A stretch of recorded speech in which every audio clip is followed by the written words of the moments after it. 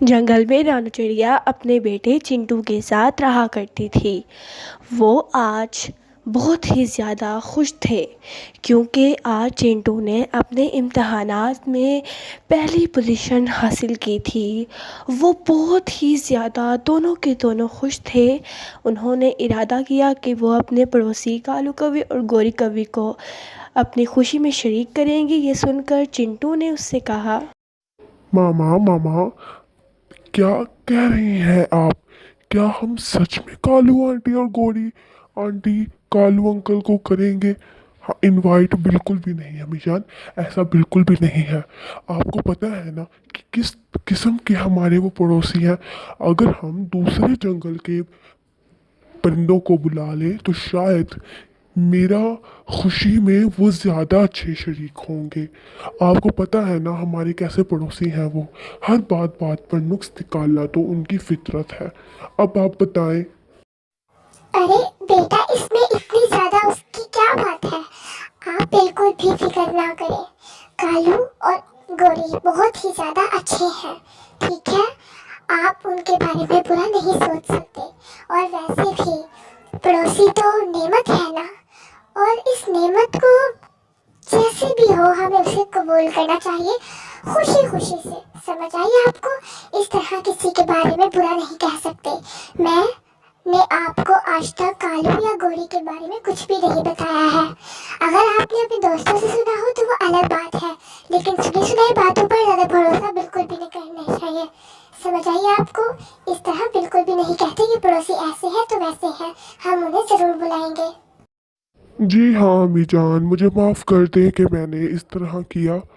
ٹھیک ہے، جیسا آپ چاہیں آپ بلا سکتی ہیں، مجھے اس پہ کوئی اعتراض نہیں ہے۔ مجھے امید ہے کہ وہ بھی میری اس خوشی پر بہت زیادہ خوش ہوں گے۔ اور ویسے کب آئیں گے؟ بیٹا تھوڑی دیر تک آتے ہی ہوں گے، میں نے سارا کھانا تیار کر لیا ہے، بس اب وہ تھوڑی دیر میں آئیں گے اور ہم انہیں کھانا دیں گے تاکہ وہ خوش ہو جائیں اور ہماری خوشی میں اور زیادہ شریک ہوں، کیونکہ آئے ہوئے مہمان کو کبھی بھی خالی ہاتھ خالی پیٹ نہیں بھیجنا چاہیے، یہ بری بات ہوتی ہے۔ ابھی انہوں نے یہ بات ختم ہی کی تھی کہ کالو گوا اور گوری آ گئے۔ ارے بہت بہت شکریہ کہ رانو چڑیا تم نے ہمیں بلا لیا، ہم تو بہت ہی خوش ہیں۔ ویسے میں نے کل رات سے کھانا نہیں کھایا کیونکہ میں نے کہا تھا کہ تمہارے گھر ہی کھاؤں گی۔ ہاں میں نے بھی نہیں کھایا، گوری نے تو مجھے کل سے کھانے ہی نہیں دیا، اس نے مجھے کہا کہ ان کے گھر کھانا۔ یہ سن کر رانو چڑیا کے دل میں تھوڑی مایوسی پیدا ہوئی کہ انہوں نے نہ حال چال پوچھا نہ ہی کوئی مبارکباد دی۔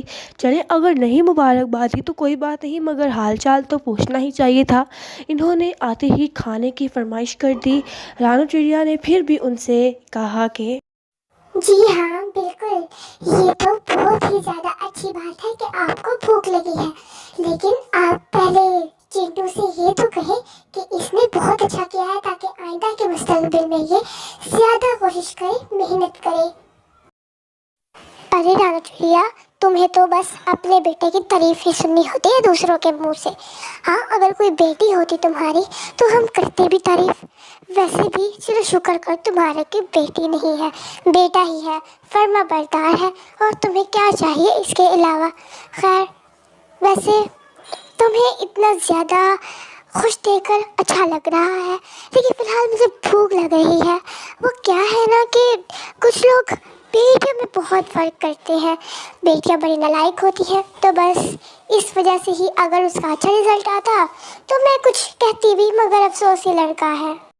یہ سن کر وہ غصہ ہو گئی اور اس نے کہا، بس بہت ہوا، اگر آپ یہاں یہی باتیں کرنے آئے ہیں تو آپ جا سکتے ہیں، مجھے اس میں کوئی شک و شبہ نہیں ہے، یہاں سے جائیں۔